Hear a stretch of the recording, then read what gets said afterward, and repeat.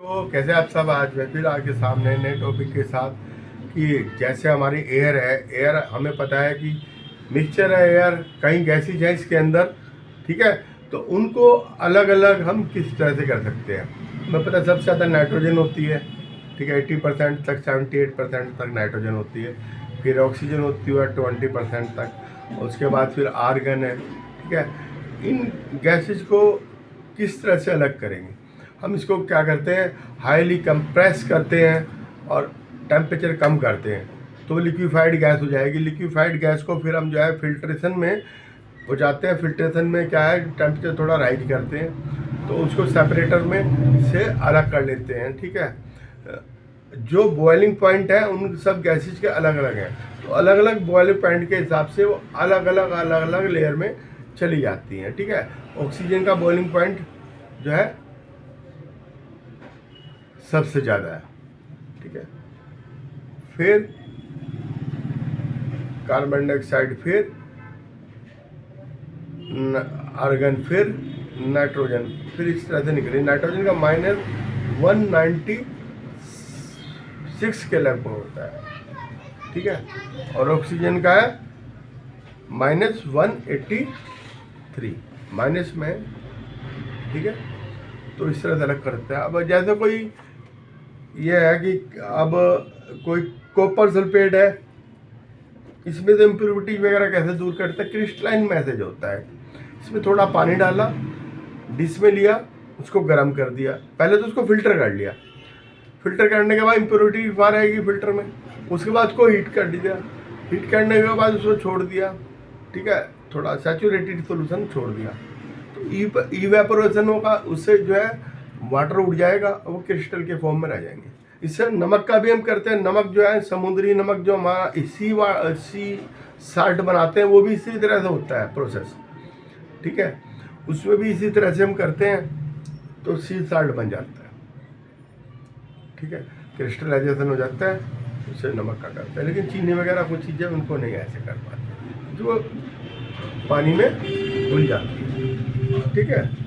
अब जो वाटर है उसे प्योरीफाई करने के लिए टैंक का वाटर, टैंक में पहले हम स्टोर करते हैं, फिर उसको जो है फिर हम सेटलमेंट बड़ी उसको करते हैं, जो बड़ी इम्प्योरिटी होती है, उसके बाद जो है फिर उसे फिल्टर में ले जाते हैं। फिल्टर में ले जाने के बाद फिर उसको सेडिमेंटेशन के उससे साफ कर देते हैं। इसमें ग्रेवल्स वगैरह, सैंड, क्रोसिव होते हैं, बड़े पत्थर, छोटे पत्थर, रेत होती है, उसको निकाल देते हैं तो वो साफ पानी हो जाता है। फिर उसे क्लोरीन डाल देते हैं, उसमें क्लोरीन डालने से उसमें बैक्टीरिया वगैरह किल हो जाते हैं, ठीक है। अब मैंने आपको बताया कि किस तरह से क्या करेंगे, एयर को करना है, ठीक है, एयर को करना है, बनाना है, ठीक है।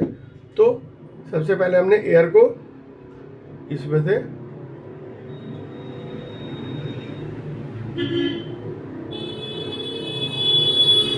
यहाँ से गुजारा, और ये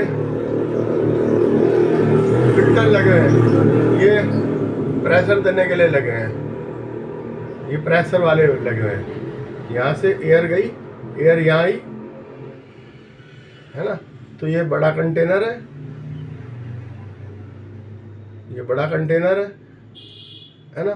बड़े कंटेनर से फिर ये आपकी ये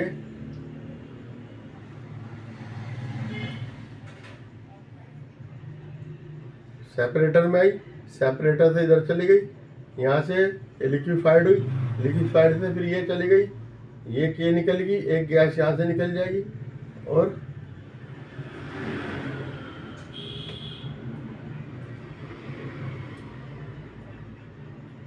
यहाँ से लिक्विफाइड हुई, लिक्विफाइड हो के ये यहाँ आ गई, ठीक है।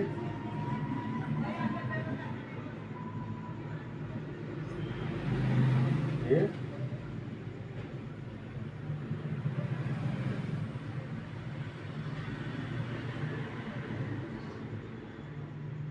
हम इसे इकट्ठा कर लेते हैं।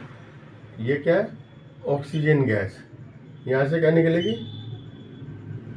नाइट्रोजन, यहाँ से क्या निकलेगी, आर्गन, और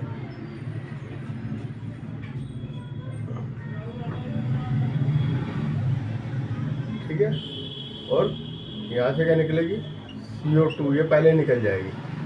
ठीक है, ये कंप्रेस करने के लिए, ठीक है, यहाँ से हमने एयर भेजी और ये से ऑक्सीजन निकाल ली, इस तरह से निकाल लेते हैं। ठीक है, एयर भेजी, ठीक है, ये अंडर प्रेशर भेजी, ठीक है,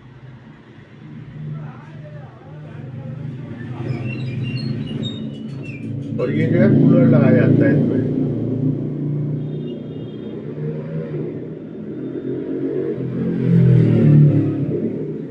ठीक है, इसमें से कोल्ड वाटर जाता है और ये इधर से निकल जाता है ऑटो में। ठीक है, एक कूलर लगाया और एक सेपरेटर है, सेपरेटर, ठीक है, और ये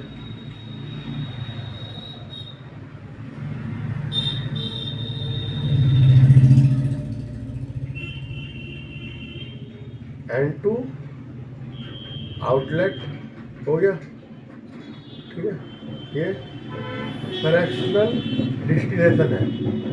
ठीक है, फ्रैक्शनल डिस्टिलेशन करा हमने और ये चली गई इधर। ठीक है, तो एयर है, एयरली इसको कंप्रेस्ड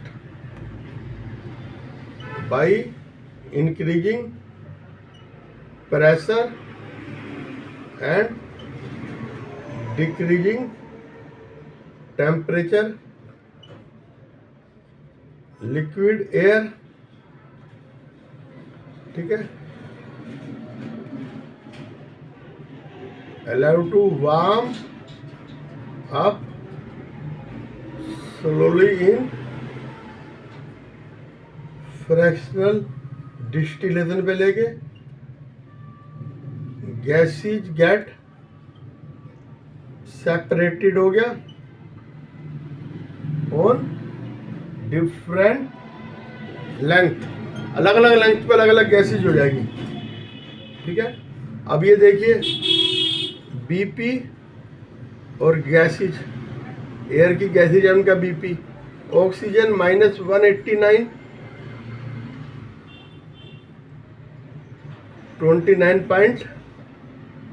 20.9 ये वॉल्यूम है एयर में।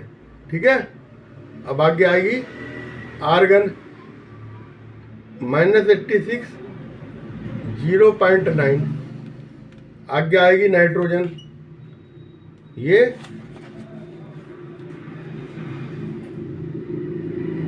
-198, इसका BP है 78.1। ठीक है, इस तरह से हम सेपरेट कर लेते हैं सारी गैसेस को। और ये BP के, इनका BP अलग अलग होता है।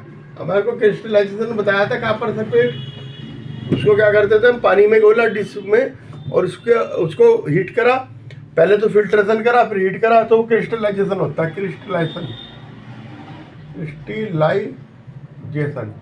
क्रिस्टलाइजेशन में प्योर फॉर्म बना देते हैं हम। ठीक है,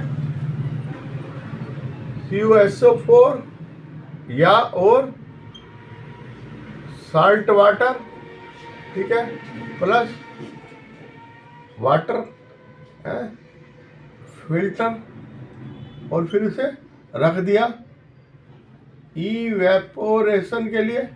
तो क्या बन गया, ये प्रोसेस हुई क्रिस्टलाइजेशन। ठीक है, क्रिस्टलाइजेशन मतलब कि किसी चीज़ को क्रिस्टल में बदलना। ठीक है, अब प्योरिफिकेशन ऑफ वाटर में भी ऐसे काम करता है। सबसे पहले एक टैंक होता है। ठीक है, इस टैंक से ये वाटर भेजा, ठीक है, ये इसमें भेज दिया कि वो टैंक में है, इसमें जो इम्प्योरिटीज इसमें आ गई, इसमें से फिर ये दूसरे में भेजा।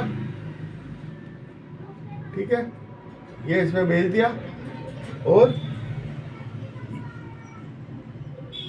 इसमें से फिर आपने ये बड़े से इसमें भेजा, इसमें ग्रेवल्स है ना, सैंड है, तो सब कुछ है, ये प्योर वाटर हो गया।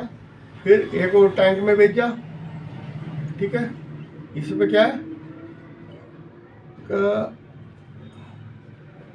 क्लोराइनीजेशन हो जा, Cl2 ऐड करी, तो ये क्या बना, फिर प्योर वाटर ड्रिंकिंग, ये टैंक था, ठीक है। ये सेडिमेंटेशन टैंक है, और ये कौन सा टैंक था, LOAD loading tank, to allow settle to sedimentation suspended impurities, ठीक है। एक टैंक ये रहा, एक टैंक ये रहा, ठीक है। इसके बाद इसमें वाटर है, फाइन सैंड है, ग्रेवल्स है, और कोर्स ग्रेवल है, बड़े पत्थर छोटे पत्थर, ठीक है। ये वाटर प्योरिफिकेशन, इसमें बाद में क्लोरीन डाल दिया, सिस्टम इन वाटर वर्क, ठीक है। ये वाटर का प्योरिफिकेशन इस तरह से करते हैं। फिजिकल चेंज में तो किसी चीज़ की अगर फिजिकल वो हो रही है तो फिजिकल चेंज ही बदलेगी, और केमिकल में उसकी केमिकल प्रॉपर्टी बदल जाती है, हमें ध्यान रखना है। ओके भाई, आज के लिए इतना ही।